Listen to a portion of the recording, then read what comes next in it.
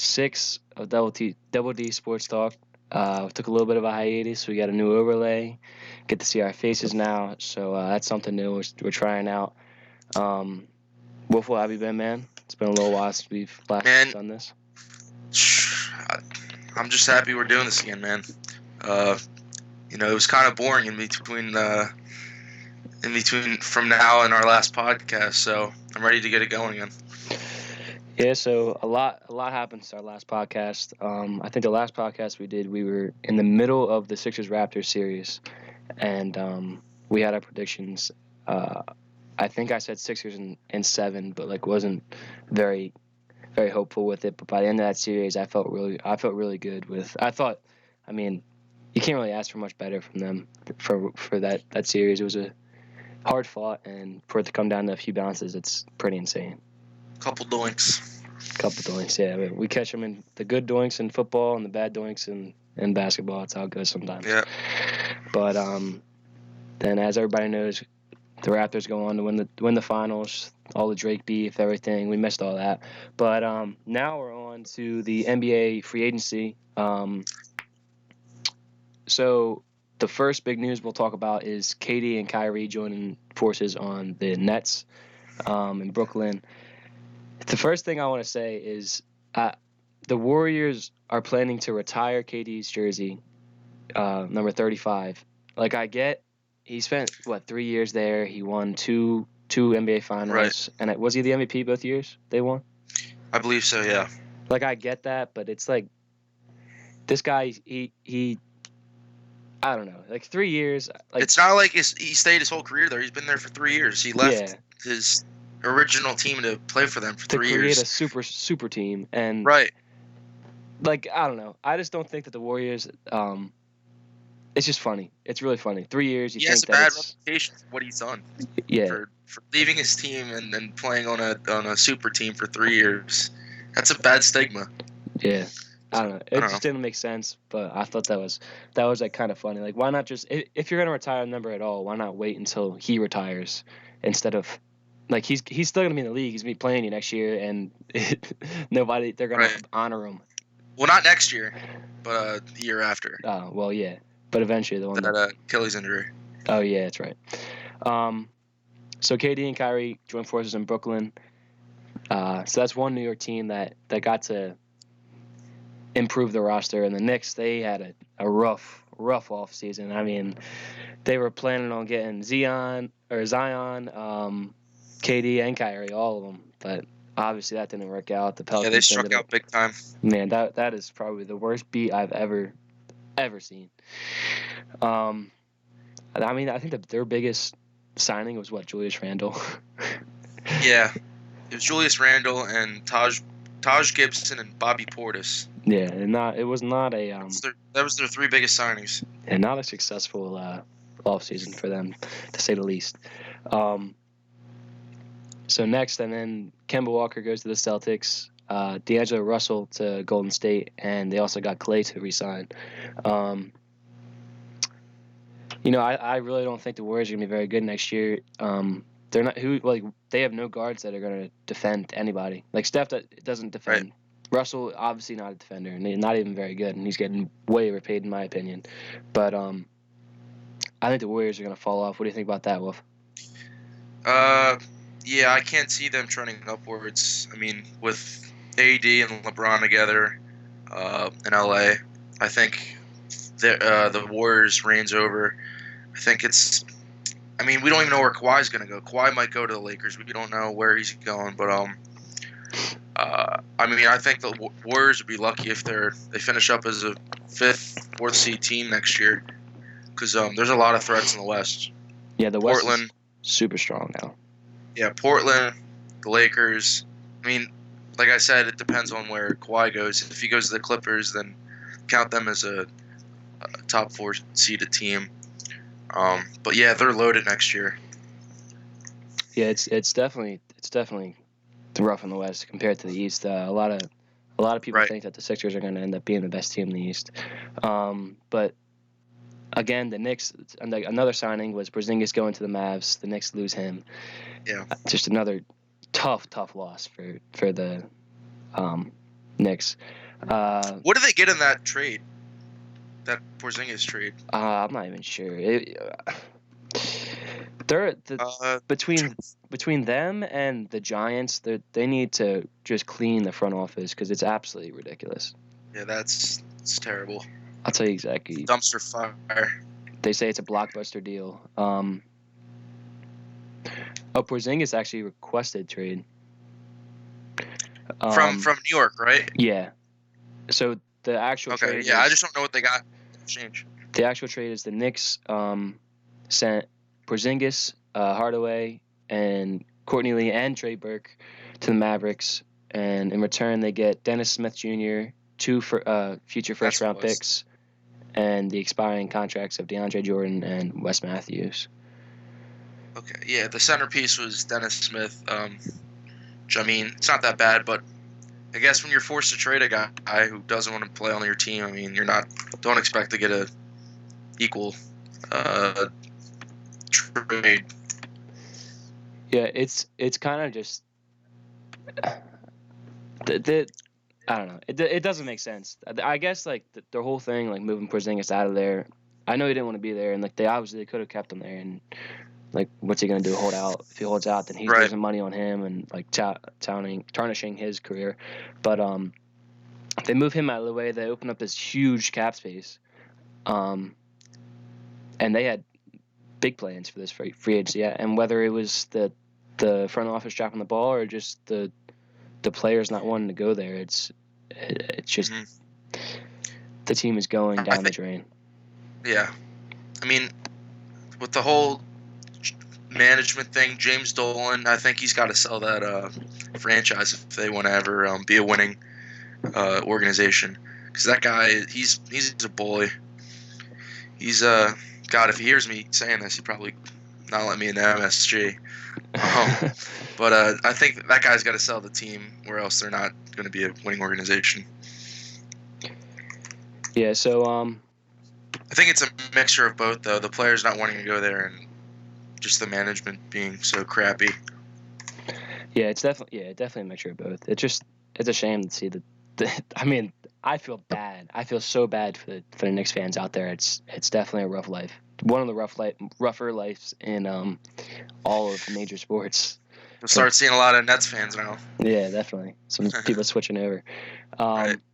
So another big move in the offseason, our beloved JJ Redick. He moved on. He went to New Orleans. I'm actually all right with this. I'm all right with losing JJ. So am I. He's a stone cold shooter, but he just the shooting. Just such a liability defensively. Oh my God. That's what cost us in the playoffs.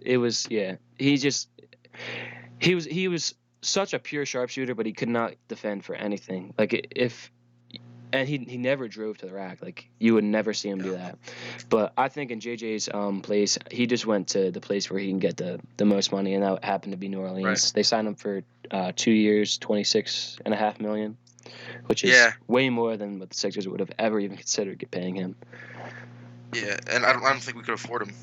I think we have $7 million cap space. Yeah, it's something ridiculous now.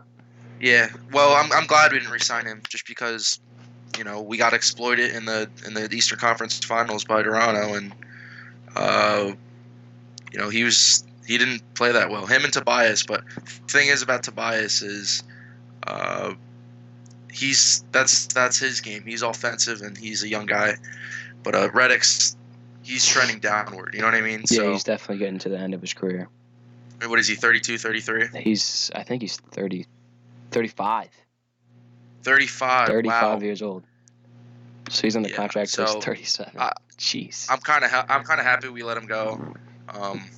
You know, we got a guy named Josh Richardson from Miami in that sign and trade with Jimmy Butler.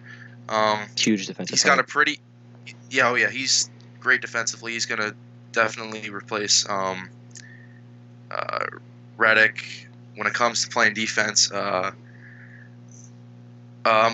He's actually got a pretty solid stat line. He averages about 2.5 threes a game, which it's not as good as Redick average per game, but he plays great defense, and I think that'll make up for it. Yeah, definitely. So there's some big names that have yet to sign. Kawhi obviously is a huge question mark. No one, I mean, I couldn't tell you what he was going to do.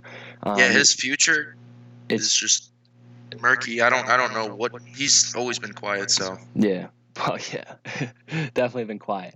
Boogie Cousins, DeMarcus Cousins, he's unsigned as of right now, and Danny Green, I know Wolfle, you liked him for the Sixers. yeah. Only problem is I don't think we can afford him unless we move some guys. But I mean, if we don't, then we don't. We got Josh Richardson starting at the 2. Yeah. Wouldn't be the worst thing in the world. So moving on to the Sixers and all of our acquisitions. We just recently, I think today it was, they broke news. Ben Simmons, we re-signed him to a 5-year, $170 million deal. I don't think it's official yet. I know they offered it. It's not official yet? I don't know if he signed. No, I don't. I don't. They offered him 5 years, 170 mil. I don't know if he resigned though. That's the max he's gonna get. Nearing agreement. There shouldn't be any hesitation. Yeah, he was offered that's the max deal, 175 years. The fact that there's any hesitation kind of worries me. Yeah, for him to that should be an instant ink to paper signature. Yeah, I mean, I don't know. I think we needed to re-sign him. He's definitely. My only discrepancy is that I think we need a true point guard. I don't think he's gonna be able to play the one for us for the next 5 years, only because it's. I can't see in this day and age in this league.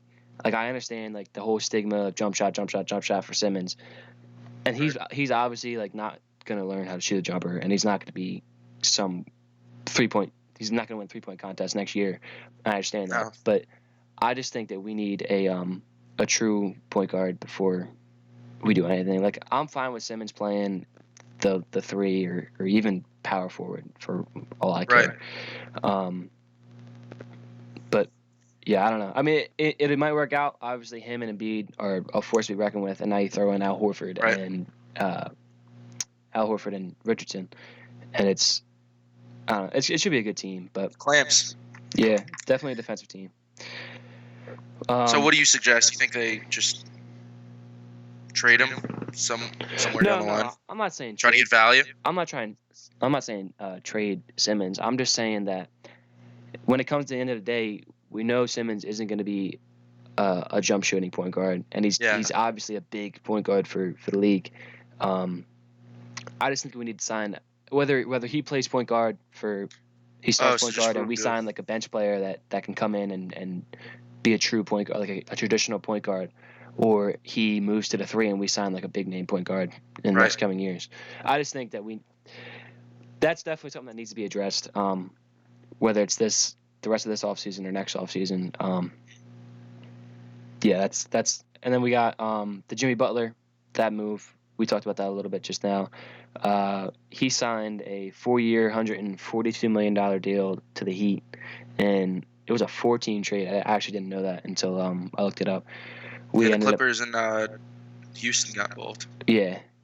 So we ended up getting Josh Richardson, like we said, and then we also got Al Horford, 4 years, $109 million.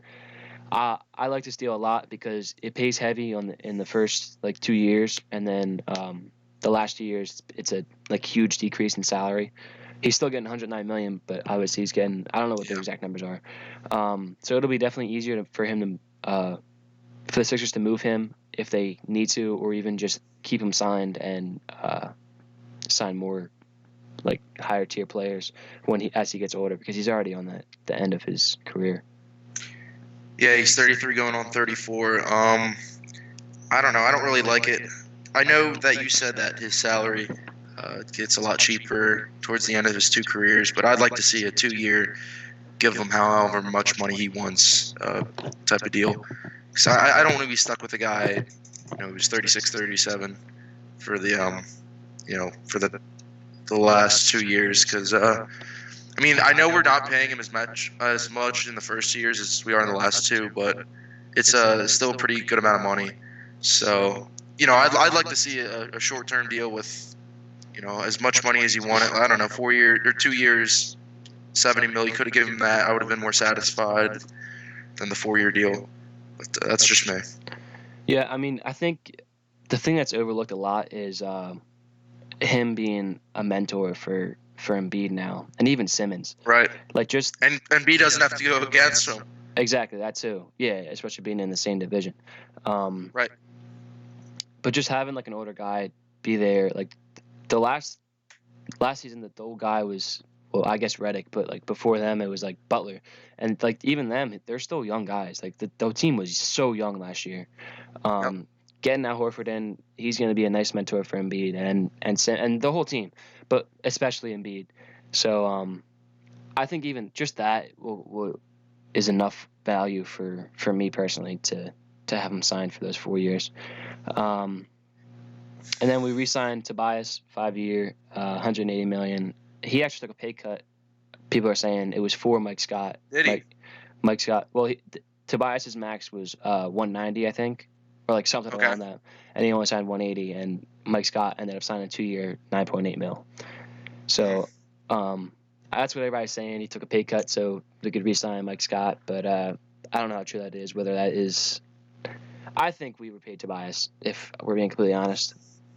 We had to. If we weren't going to give him the money, someone else was. Yeah. So, that's that. It's done and over with. Moving forward, are we going to sign T.J. McConnell? I think we're gonna have to. We don't have much cap space left. I'll look it up right now. We might have like less than $7 million, right? Yeah, and we have like 2 or 3. Because we just signed a big man. His name's, I think, Kylo Quinn. So we have 2.2 million in cap space after the Al Horford deal. Wow. And I'm not sure exactly how many we need to sign. We have 9 players right now signed, and only 2 million in cap space. Oh man, it's a 13-player roster. That's minimum. So I guess, I don't know. Our bench is gonna Elton Brand will work his magic. Yeah, I hope so. He'll do something. Maybe we'll see another trade here by the start of the season. Yeah. So anything else on the James NBA? Ennis? Is James Ennis still a Sixer? James Ennis, I don't think he's under contract. Okay. He's not under contract.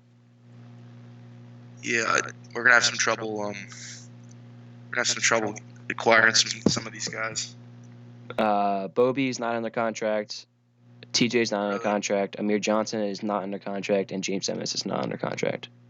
Well, Amir Johnson's going. They just got that guy to replace him. He's not coming back. Yeah. Kylo. And Greg Monroe is also not under contract. Yeah. Yes, I don't know. It's going to be interesting to see how they work the cap space. I know for a fact that Howie Roseman would not have any problem moving that cap space. No. So moving on to the Eagles, we re-signed Wentz to a 5-year extension, 128 million deal, 107 million guaranteed. I think this is a great contract, only because I think he's getting paid. What is it, like a little bit under, or is it 30 million a year? 5 years. 128 divided by. It's 25.6 million a year. Yeah, it's under 30 for sure. If spread out like evenly. So that's an absolute bargain for Wentz compared to his upside. Right. Like I understand the argument that he could be hurt, he could get hurt. He hasn't finished the season, but that's the risk. That's the risk you got to take. Yeah. If you're the if you want to win a Super Bowl, that's the risk you want to take if you want to keep a franchise quarterback around. If he gets hurt, then oh well. But that's the risk you got to take. It's a gamble. Exactly. I'm completely willing to take that gamble. Simply because if we waited and he blew up this year, and we would have to pay him more. We would have to pay so much more. I'm trying to see what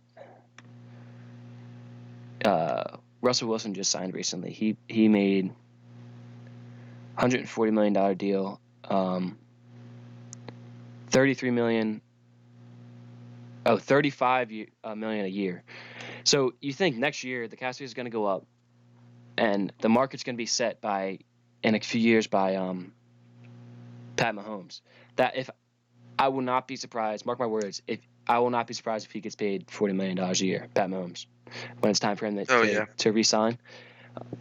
So when you look at it in the long run and the potential that Wentz has if he stays healthy, it's an absolute bargain for $25 million a year. It's literally undisputable. Like, I just think in money terms, there's no way that you can hate this contract, even if he does. No. Like, what's his absolute bottom is what, like, he gets hurt, he doesn't finish a couple years, but even when he does play, he's lights out. Like, he's a great player, great quarterback. Yeah, we've seen him in MVP form. I mean, he's already showed us what he can do. Exactly. So I think that was a great contract, and I know, like, I can't express enough how good of a contract it is for me. Like, I'm just extremely happy with it. But yeah, I mean, it's looking up for Philly. You think 4 or 5 years ago, it was the Phillies were on a huge downswing. Sixers were trusting the process. The Eagles had Chip Kelly, and we don't know, he destroyed the franchise. And now, I mean, look, we got superstars everywhere. So it's not like at least the Flyers, whatever, they're working on stuff. They're working on stuff. We'll let them do their thing. But between the Phillies, the Sixers, and the Eagles, we got our superstars. So we have our core. We just got to build around it, and we're in champions. We're win. A contending city, finally. I mean, the Sixers took a little while to turn it around, and then the Eagles, as soon as we walked in, it turned around. And Phillies, it obviously took the longest out of all three, but between Embiid, Simmons, Harper, and Wentz, we're looking pretty good. We got a lot of star power. Yeah, Philly. That we're finally contenders. So anything else on the Eagles, Wolf? No, I'm pretty optimistic for this year. I just hope I hope we stay healthy, and I think we got the division on lockdown. Let's get your season predictions. I want a record right now for the Eagles. An exact record? Exact record. I go 12-4. 12-4. I got it at 13-3. I got it on my phone. If I'll pull it up, I'll probably put it on our Instagram a little later. But like, I got them at 13-3, winning the division, obviously, and who knows what they'll do in the playoffs. So what do you got the Cowboys going? Here, I'll pull it up now. I got them at 10-6. Yeah, something like that. I didn't do the Cowboys, but I think I had a splitting with the Cowboys and sweeping the Giants, obviously, sweeping the Redskins because they're, God knows how bad they are, and splitting the Cowboys. And I mean, our schedule is extremely favorable. There's that long, there's like a 4 or 5 week span where we're away every single week, but then after that we're home and it's against teams that are beatable. Right. I'm super confident this year. I guess you can say I'm super confident every year, but I think it's something special this year. Definitely better than the 2017 teams, and that's saying a lot. Yeah, we win some of those games that away.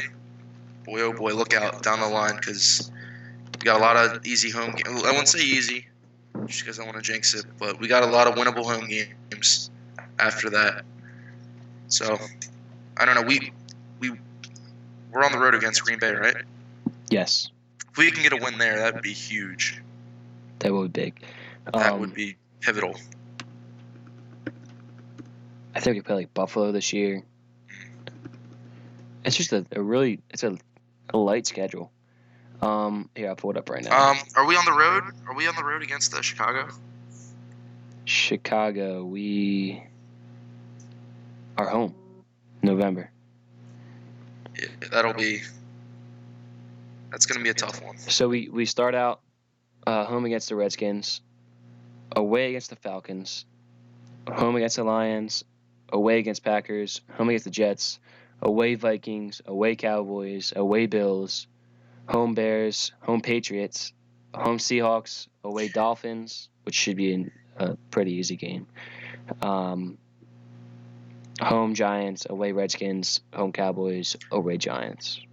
So it balances out. It balances out the home and away. It's only 3 weeks. I thought it was way more for some Right. reason.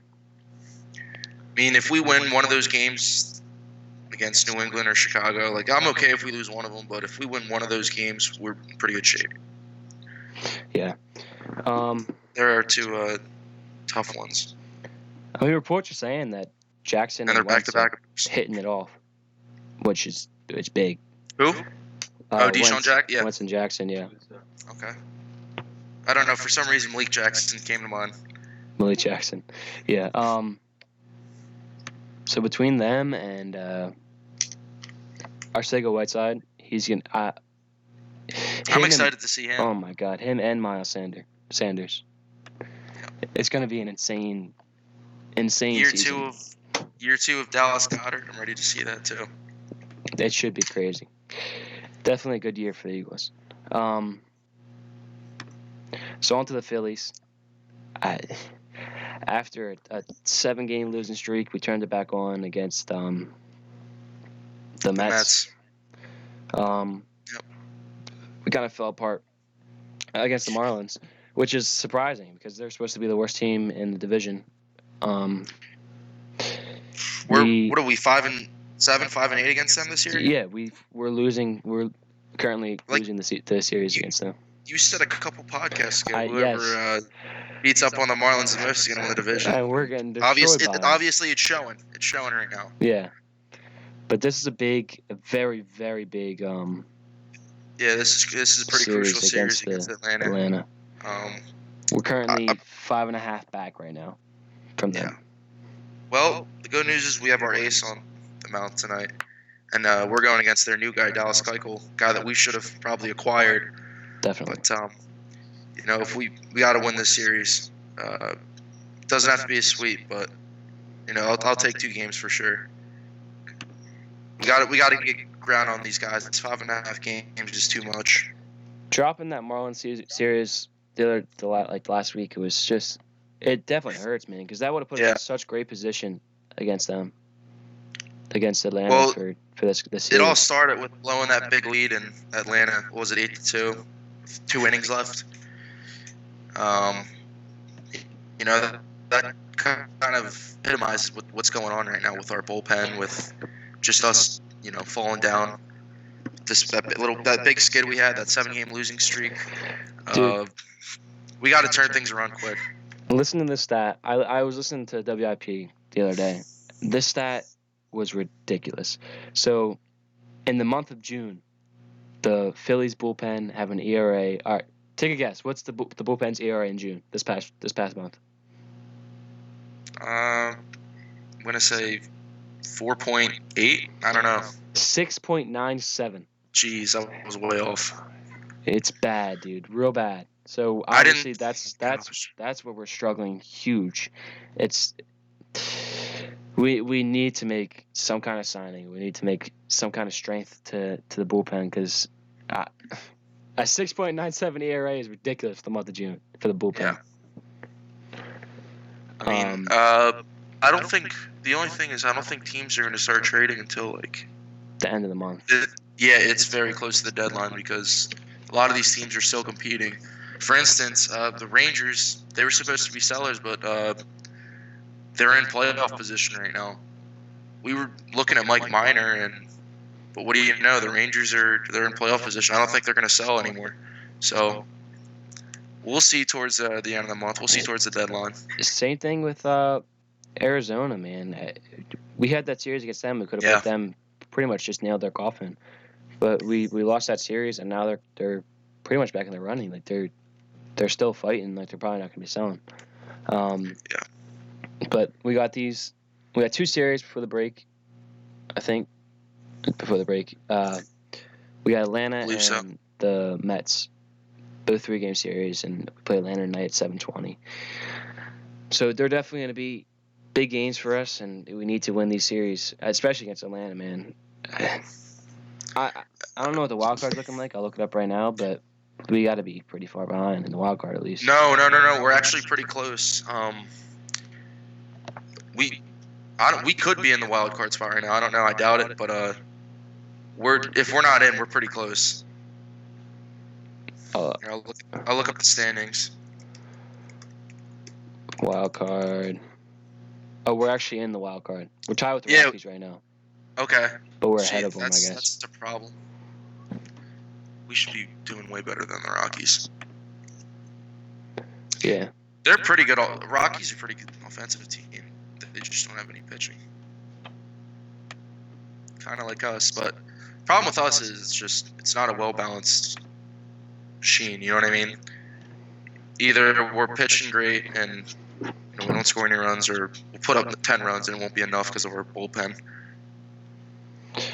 Yeah. We gotta find that. We gotta find that balance. That's the problem. We came into this season with super high expectations on Bryce Harper. First of all, like those were way too high. There was no way that he was ever fulfilling those expectations. But we came into the season, like even the front office, thinking that they were going to be extremely great offensively, to the point where they didn't really need to worry about the bullpen. Like they knew it was an issue, but they thought that we'd be putting up 8 runs, 9 runs every single game. Where it's not like that. Like there's been some really close games in these past weeks. Yeah, and you can't forget what do we have? 6 or 7 injuries in the bullpen. Dominguez, Neshek, Tommy Hunter. Yeah. Missing a couple other guys. Sir Anthony. Dominguez, yeah. Yeah, I don't know. It's been a tough break. We got stung by the injury bug. And the Bryce Harper, he's currently on pace to break Ryan Howard's highest strikeout season. He's on pace for over 200 strikeouts in the season. Oh yeah, it's sick. It's pretty bad, yeah. I know it's only the 1/26th of what we're gonna see, but he's not off to a good start. He's not off to making a good impression. Philly fans. Yeah, you gotta understand that that's what we get. Like that's what we signed up for. That's the price we paid. Yeah, he's either super hot or super cold, and he's been super cold since the first month of the season. I just got an update regarding the Sixers. They're re-signing James Ennis for a 2-year, $4.1 million deal. Really? That's for 1 year?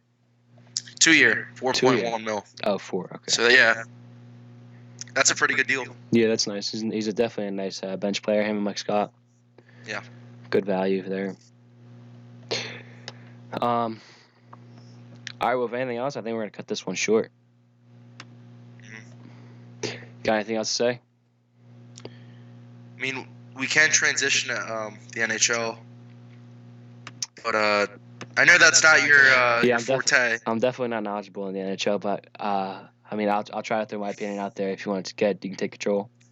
But a lot of you hockey fans watching out there, you probably know the Flyers remained pretty quiet throughout the first 2 days of free agency. That's because they got their guy Kevin Hayes. A couple weeks before that, they traded for his signing rights, and they gave him a pretty big deal, 7 years, $7 million a year, so $49 million deal. A lot of people are questioning whether he should have gotten paid that much, but I'll tell you what, Dylan, I don't know if you know this guy, but he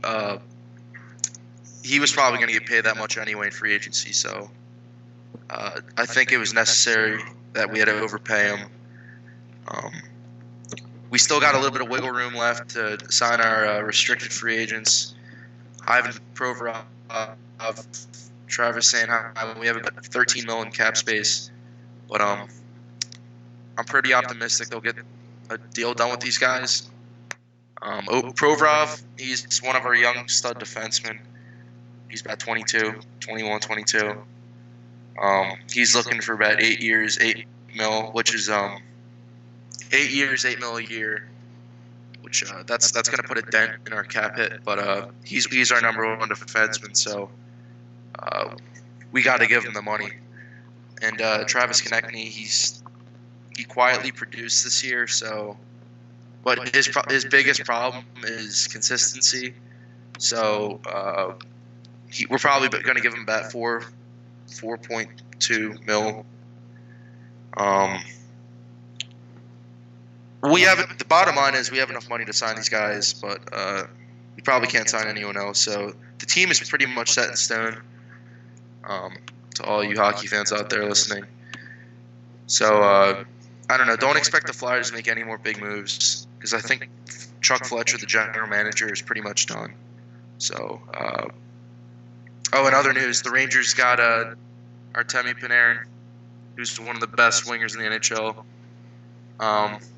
He's from Columbus. Columbus took a big hit this free agency. They lost their number one guy, former Flyer Sergei Bobrovsky. They lost Panarin. They lost Matt Duchene. They're probably the three most popular names in free agency, and they're all coming from one team. So that's going to be tough for Columbus, but that's good news for the Flyers because Columbus is in their division. So, what's the contract for that young goalie? He was like 19 years old, right? What's his name? Carter Hart? Yeah. What is his contract looking like? So he signed an entry level deal last year, and those last for 3 years, and I think he's getting paid like $750,000 a year for the next 2 years. Once his entry level, for the next 2 years since he just got done his first year. So once that contract's up, he's gonna have to sign a new deal. Big, if he keeps it up. Yeah, he will be a restricted free agent though. So if another team signs him for a certain we amount get of money, compensation. Yeah. So the more money, how much the better picks, right? But we're not letting him go. This is the first time we've gotten a goalie in 30, 35 years. So, all right. Yeah. That's all. That's everything.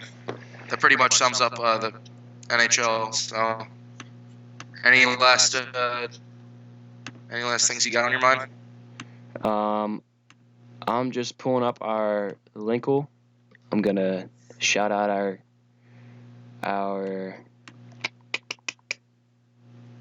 I can't pull it up. All our social media. Let me get to our Instagram real quick. If you haven't followed us yet, make sure you follow us on Instagram at Double D Sports Talk. Definitely a place to go if you want to hear our news, any updates about when we're going live. We post sports updates too. We've definitely been slacking the last few months, month and a half or whatever it was, but we're back on the grind. We're back. Back, baby. So here's our link. It's got everything you need. Our Twitter, Twitch, YouTube, and Instagram. Our Twitch, we just changed the name. It was stuck in our old name, Triple D Sports Talk, but we just recently got the approval from Twitch to change to Double D. Here's our YouTube.